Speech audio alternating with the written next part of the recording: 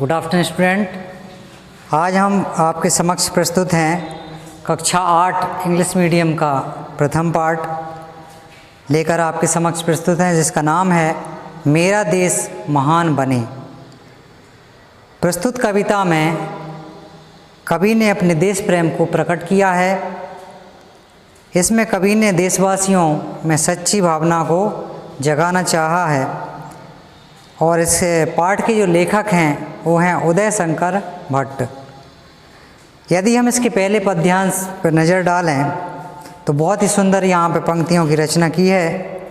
यहाँ पे रचना करते हुए कवि कह रहा है, एक ध्येय हो, एक श्रेय हो, एक समान विधान बने, मेरा देश महान बने। अर्थात एक ध्येय से मतलब यहाँ पे है एक उद्देश्य से, एक लक्ष्य से, और श्रेय से अर्थ है कल्याण से, और विधान से मतलब है कानून से।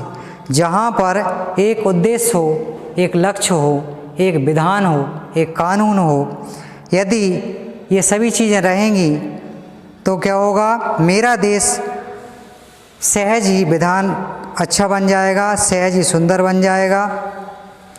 तो यहाँ पर कवि कह रहा है, ये मंगल कामना कर रहा है कि सभी देशवासियों का एकमात्र उद्देश्य यही होना चाहिए और मंगल भावना से ओतप्रोत होना चाहिए हर एक भारतीय, जिससे मेरा देश, जिससे मेरा शासन, जिससे मेरा भारत देश का कानून अच्छा बने और लागू होकर हमारे देश को अच्छा बनाए। अगली पंक्ति में यहाँ पे कवि ने कहा है, एक देश हो, एक बेश हो, प्राणवान हो, सदुद्देश हो। एक देश हो से मतलब सभी देशवासी एकजुट हों, सभी देशवासी एकजुट हों, एक बेश हो, और हमारी जो वेशभूषा है वह भी हमारे देश में रंगी हुई होना चाहिए। जो हमारी वेशभूषा है, संस्कृति है, वह एक सी होनी चाहिए। हमारा देश अलग अलग भागों में बटा हुआ है। आपने देखा होगा हम पश्चिमी सभ्यता को अपनाते जा रहे हैं, परंतु हमारा देश कहीं ना कहीं अपनी संस्कृति को छोड़ता जा रहा है। इसलिए कवि ने कहा है कि देश जो विभिन्न भागों में बटा हुआ है उसका एकजुट होना बहुत ही आवश्यक है। एक ध्यान हो निज गुरुता का, एक हिमालय सी उठान हो। आपने देखा होगा जैसे हिमालय पर्वत जो होता है वह अडिग खड़ा हुआ है, निरंतर खड़ा हुआ है दृढ़ संकल्प के साथ, वैसे ही हर देशवासी का ये मन में दृढ़ संकल्प होना चाहिए अपने देश के प्रति। कौन सा? मरण एक हो, वरण एक हो, जीवन एक समान बने। अब यहाँ पे मरण और वरण की बात आ रही है। वरण मतलब होता है किसी भी चीज़ को स्वीकार कर लेना, और मरण अर्थात देश के प्रति मर मिटने की भावना होना चाहिए, ऐसा कवि कह रहा है। जीवन एक समान बने, यदि हम देश प्रेम की भावना से ओतप्रोत रहेंगे, यदि हम एकजुट रहेंगे, यदि हम एक समान मिलजुल कर रहेंगे तो हमारा शत्रु भी कुछ नहीं कर सकता। मेरा देश महान बने, यदि हम इन सब चीज़ों को हमारे देश के ऊपर लागू करेंगे तो इससे हमारा देश क्या होगा, इससे हमारा देश महान हो जाएगा। आगे कवि कह रहा है, सिंगों से लड़ने वाले हों, अवसर पर अड़ने वाले हों। अब यहाँ पर बात आ गई वीर पुरुषों की, जैसे हमारे देश के सैनिक। हमारे देश के सैनिक ऐसे हों कि वह सिंहों के समान बलशाली हों और देश प्रेम की भावना से ओतप्रोत हों। अपने देश को महान बनाने के लिए देशवासियों को चाहिए कि वे सिंहों के जैसे लड़ें, अर्थात लड़ते हुए देशभक्ति का परिचय दें और वीर गति को प्राप्त हों। ऐसे हमारे देश के वीर सपूत हों।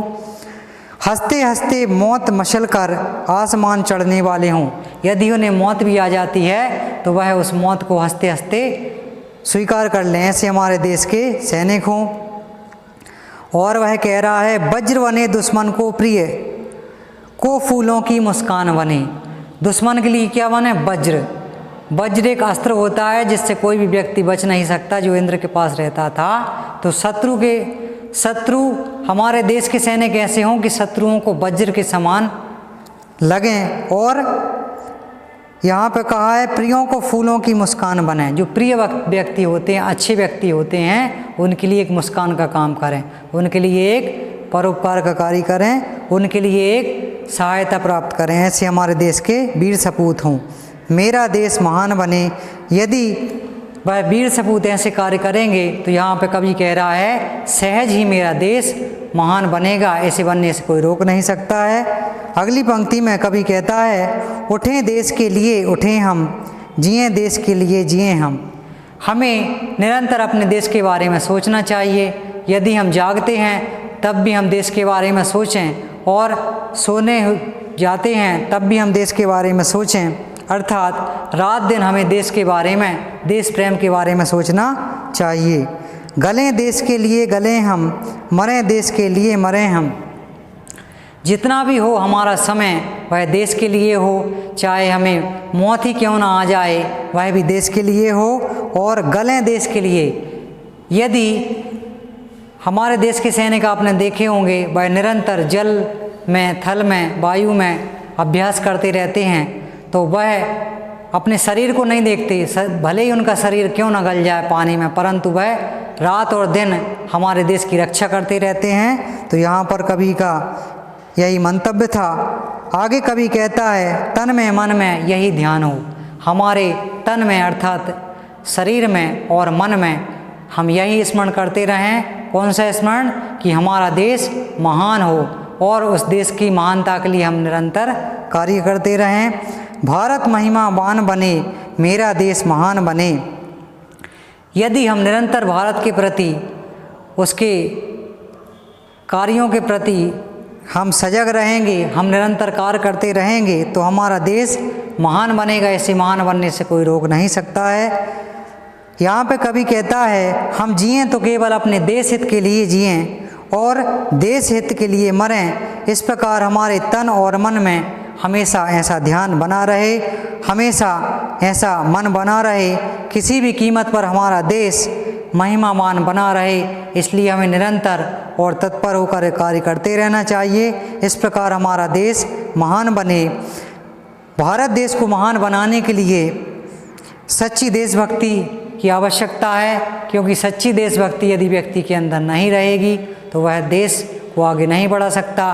देश की प्रगति में निरंतर आगे वह आवश्यक कदम नहीं उठा सकता है। इसलिए हमारा आज का जो पाठ था मेरा देश महान बने, ये कवि ने बहुत सुंदर एक संदेश भी दिया है कि कैसे हमारा देश महान बन सकता है। तो आज हमने प्रथम पाठ को समझा। आशा करता हूँ कि आपको समझ में आया होगा।